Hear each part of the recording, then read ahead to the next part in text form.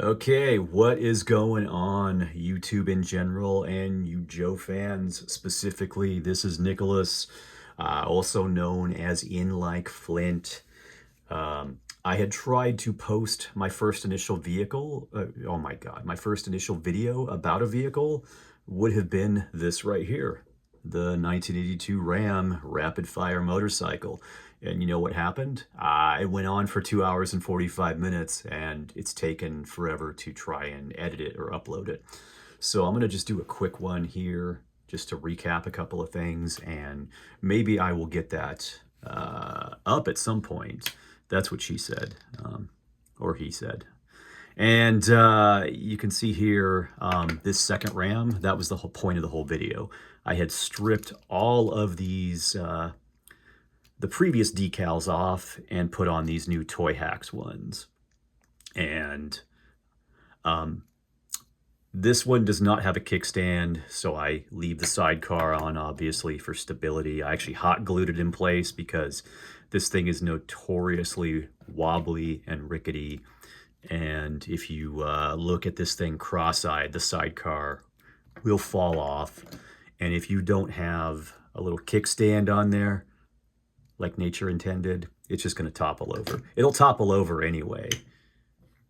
You got a sidecar on this end you think would be heavier, but I think the motorcycle itself is actually heavier than the Gatling gun. So yeah, not real world weights and measures going on there. But this thing is awesome. I never had it as a kid. I don't know why, but my first Ram was actually the 25th, and then I got the tan one with Sandstorm.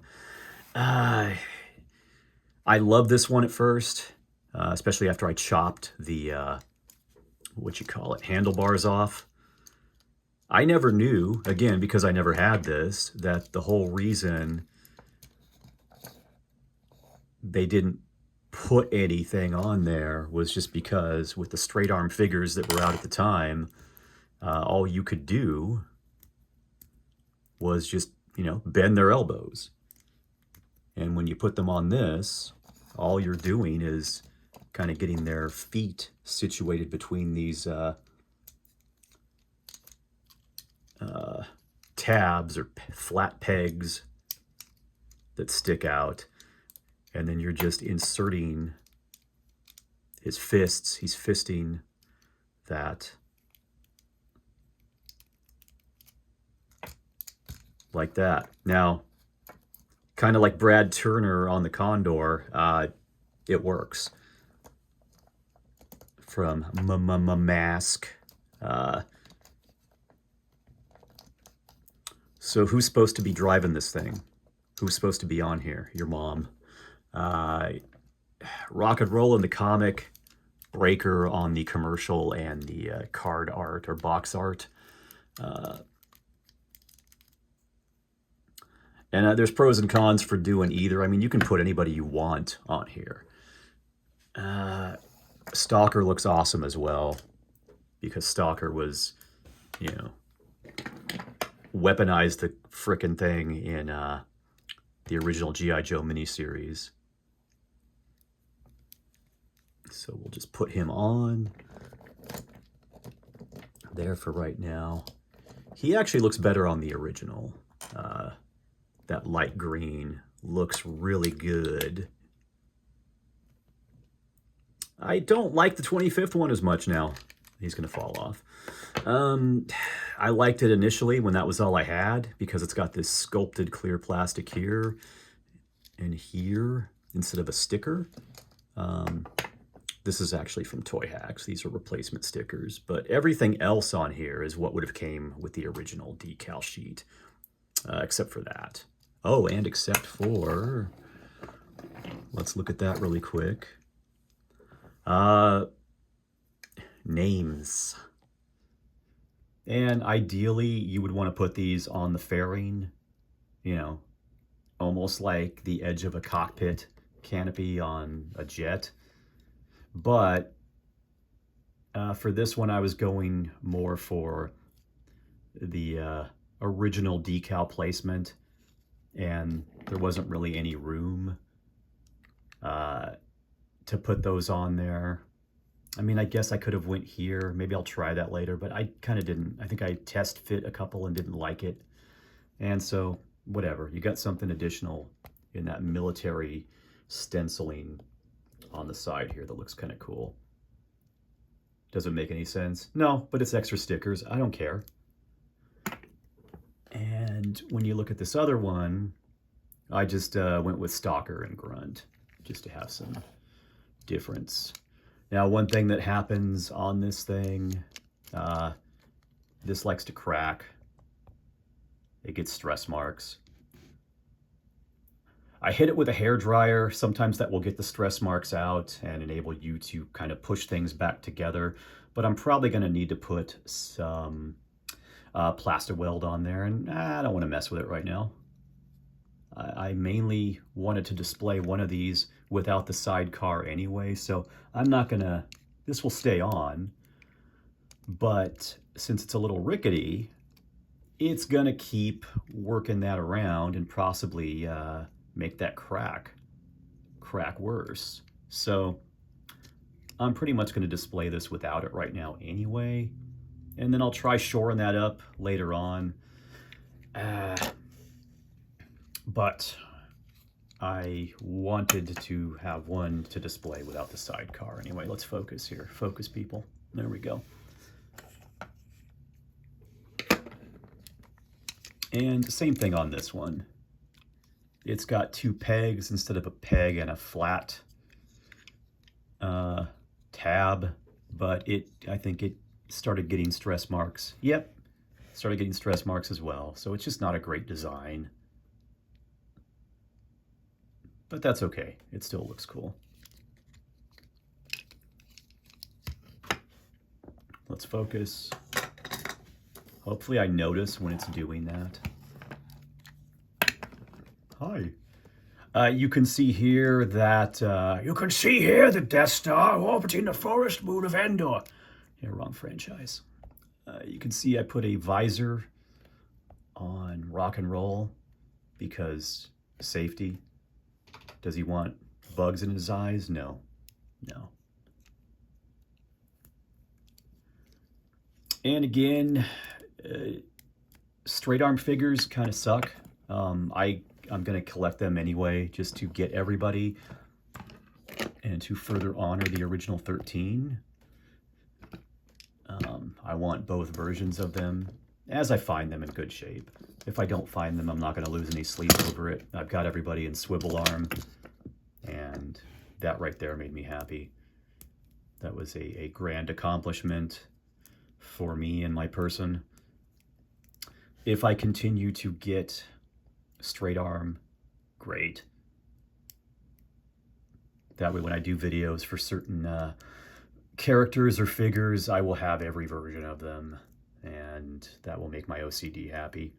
You can see that this one I kept stock. It's just the original breaker head. And on this one here, that's actually a Steeler head, because in the comic, he was clean shaven and always blowing bubble gum. And he was kind of young guy, baby faced. So I tend to like the comic book iterations of most of these characters better than Sunbow. I don't know if I've said this in the other videos I've actually published yet, or if it's just the one that didn't go through. There's three different aspects to most of the characters. There is the original toy and what the file card says and how they're depicted in the card art. There's what Sunbow does with them. And there's also, what Larry Hama himself does in the Marvel comic. And I tend to side with Larry Hama more. He usually does take a lot of the initial things he did on the file cards and incorporate them. Sometimes he changes stuff because it's like, this works better. It's more organic.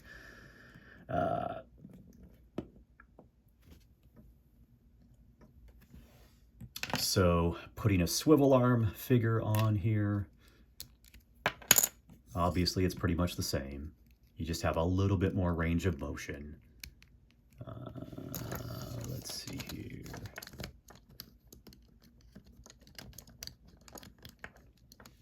It's actually much easier because, number one, you're not worrying about breaking 40-year-old plastic that only has one axis up and down. And you can get him to grip the sides a little bit better. In pictures, like I said, before I got this, I thought whatever this thing was here was on both sides, and I thought it was like the controls for the bike, that they didn't put handlebars on there, but they put something for their hands to grip. I didn't realize it's actually ratcheted. This one's a little loose, but when it's pushed in and more secure, you can feel, well, I can't feel. There it is. I can feel it. I don't know if you can, you probably can't hear that though, but it's back and forth as those teeth bite into there. And I think that was probably to get this to hold position a little bit better. That's not a thing anymore, unfortunately, but hey, for as old as this is actually in pretty good shape. If I can get the long convoluted vehicle to upload, you'll see what it looks like without decals, and it's so crazy seeing an old vehicle like this in that pristine shape, you know, where it looks like it came fresh out of the box. Yeah, there's some wear on this tire, some weird flashing or damage, but I don't care. I can forgive a lot of things. There's a lot of things I can't get over, but that's not one of them. And it's gonna topple over. Let's take him off. So nothing wrong with this, but that plastic just does not look as good. I like the darker color, but it's a little too waxy. There's a lot of later 25th Joe vehicles, reissues, and even some Transformers that kind of have this waxier sheen to it. If it's satin like this, it looks good.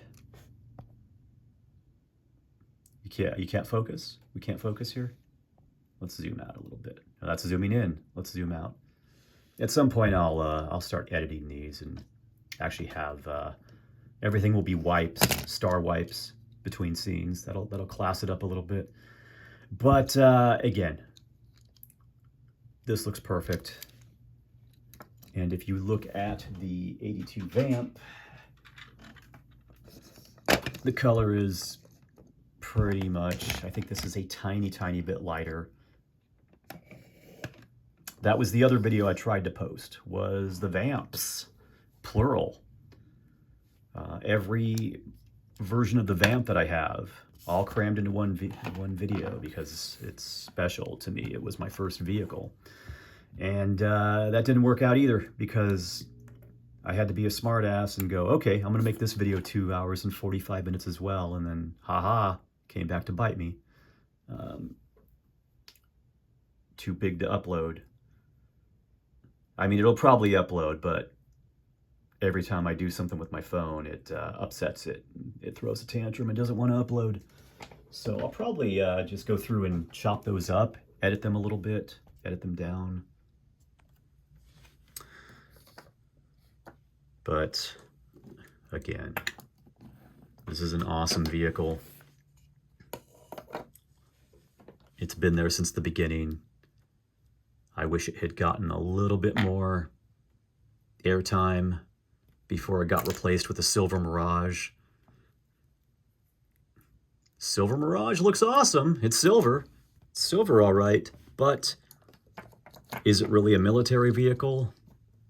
This earlier style had this really nice 80s look to it. This looks like Megaforce. This looks like the flying motorcycles in Galactica 1980. And it just feels like 80s, where it's supposed to look, the way it's colored and the way some of the detail is, like a vintage, or not vintage, traditional military vehicle. This is technically supposed to be olive drab, but it's also slightly futuristic and feels a lot like something from Star Wars or, like I said, Battlestar Galactica. And I feel like there's a design aesthetic that nobody gets right anymore. Even a lot of later vehicles that were updated, that were high-tech looking, don't balance out this high-tech but traditional look and don't have the 80s aesthetic. Again, if you didn't grow up during the 80s, you're like, why is that important? I guess you had to be there. Looking at the angles on X-Wings and Colonial Vipers. But again, I really wish I'd had this as a kid. At least I got 2 of them now. Well, technically 3 of them.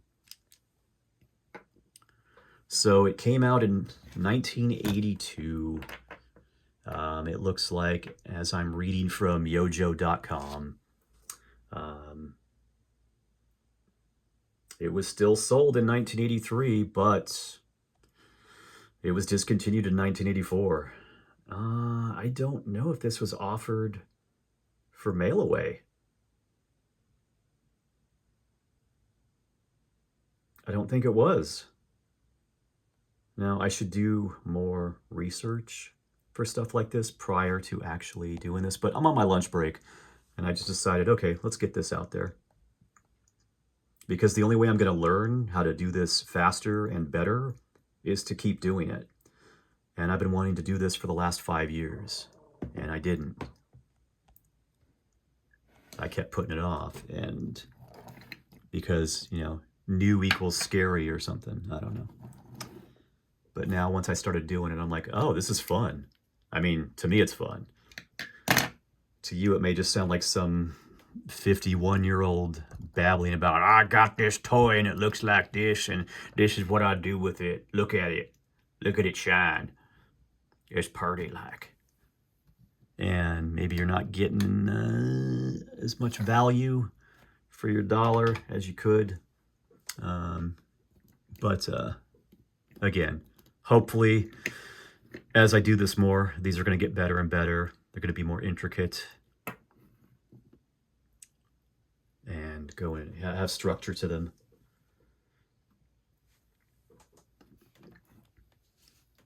Looking over the details on this, let's remove you, rock and roll. You gotta get the hell out of there. Get out of there, boy. When I was putting these decals on the other day, I hit it with a hairdryer. So I got that headlight to actually shrink and contour a little bit to the convex shape of that molded on headlight. I don't feel like this one is on as well as it should be. And same thing on the tail light. There's a seam, a mold line where everything is joined together. I feel like this isn't as secure as it could be. This one, again, I hit with the hairdryer to heat it up a little bit, and it kind of shrunk and contoured itself to that a little bit better. Same with the, I chopped off the abbreviation for Canada that was next to this 36 and stuck it on there, because anytime you can cannibalize extra decals, why would you not?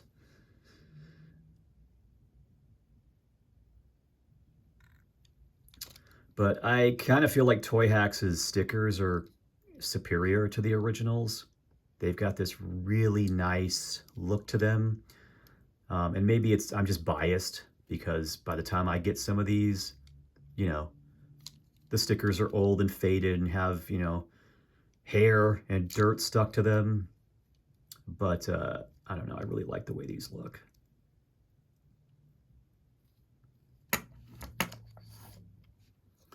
So you've got saddle pack 1 and 2. You can take them off, but I'm so used to seeing them on there that once I take them off, it doesn't feel right. It feels like it's incomplete, like something's missing. And I can't handle that. And I got to put them back on.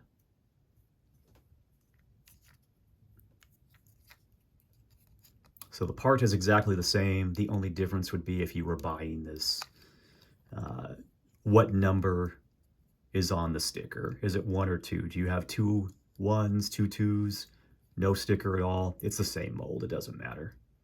They're interchangeable. And if you don't care about what's on the sticker, it doesn't matter.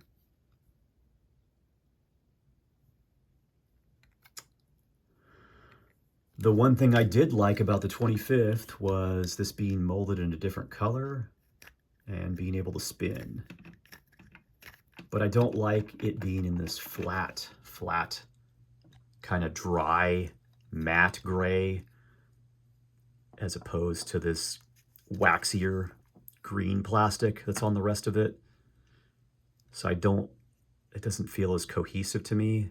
It's one of the things I like about older toys is how the plastic will usually be kind of a shiny, satiny color. Because first and foremost, it's a toy. It's supposed to pop. It's supposed to stand out. Later on, you know, you get into more accurate real-world paint jobs and matte colors. But when I was customizing a lot of vehicles, when I was collecting the 25th line and buying extra vehicles and repainting them, I would try to go for a more toyetic look. I didn't want to do weathering. It's not Star Wars. I would want it to look shiny, but not too shiny. So typically a mixture of gloss coat and dull coat to give it a satiny sheen to match what the original unpainted plastic would look like was the order of the day.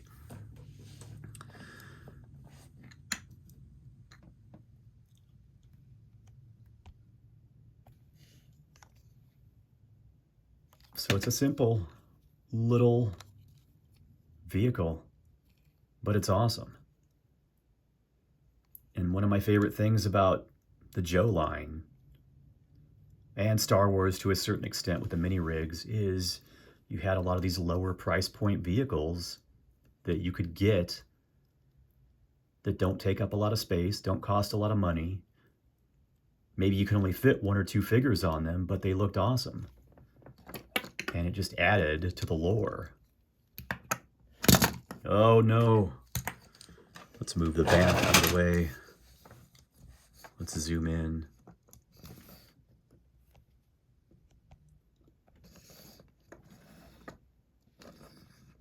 So again, beautiful example of that 1980s play pattern. And we'll put clean shaven comic book breaker on here.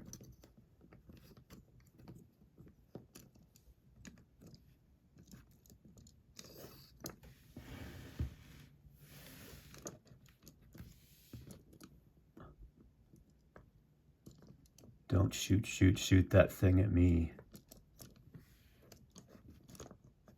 There we go. That's not the right sidecar. Here we go. And typically when you're putting somebody on there, sometimes it's easier to take the sidecar off first to ensure you're looping their foot behind that kickstand or foot pad, whatever you want to call it. But for what I'm doing here, he's just gonna perch on there.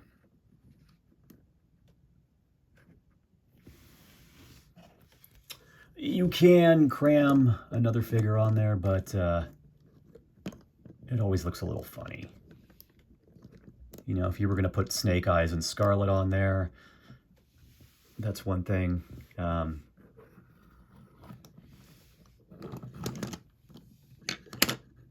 Oops.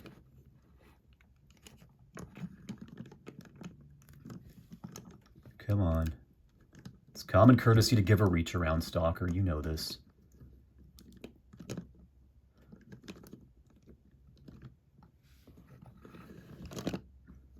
Nope. Again, it's older plastic. You know, things don't always age as well as they should, and some things are gonna get a little loose and floppy and not be all that they can be when you get to a certain age. I'm not speaking from personal experience or nothing. I got no issues here. Let me tell you. So,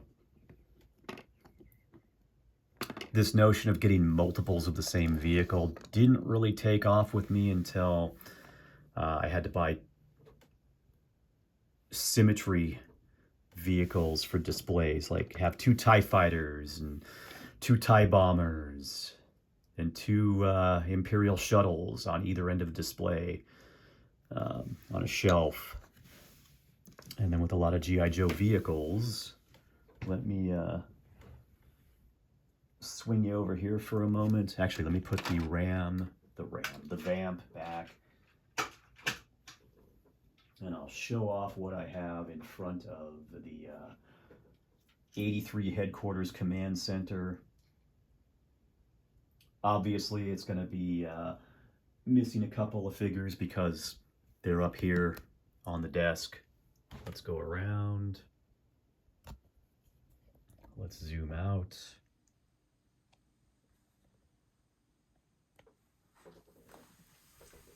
Let's move over.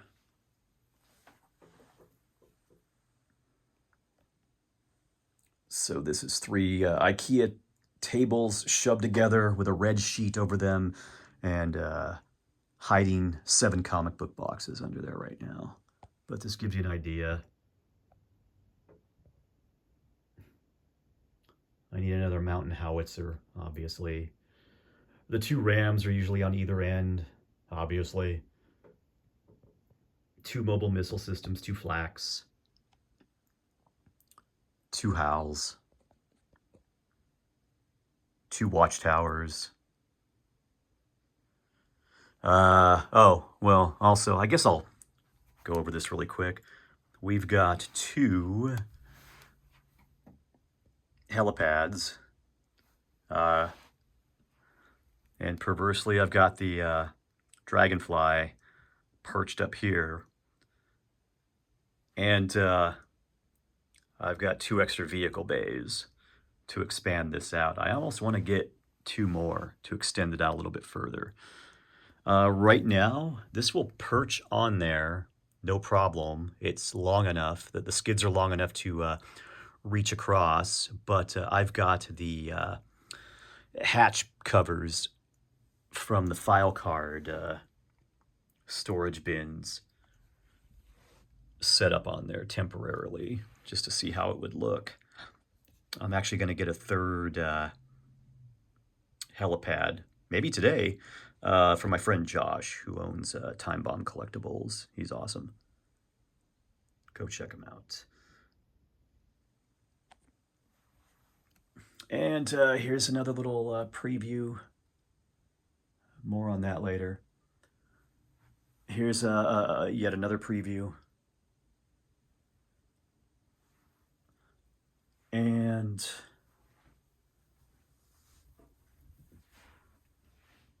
another preview. Ignore the projects on the floor. So, maybe I'll do a Patreon at some point and have people doing requests, possibly, if this takes off and the audience is there. Who knows? So, this is Nicholas, also known as In Like Flint, thanking you for your attention to this urgent G.I. Joe video regarding the 1982-83 Vamp, with a special guest appearance by the, 2008 Vamp? 2008. Ram, not Vamp, Ram. Yeah, we need to do a script. So I'm going to wrap this up. It'll be 30 minutes. Thank you again for tuning in. I will talk to you again soon. Take care. Bye.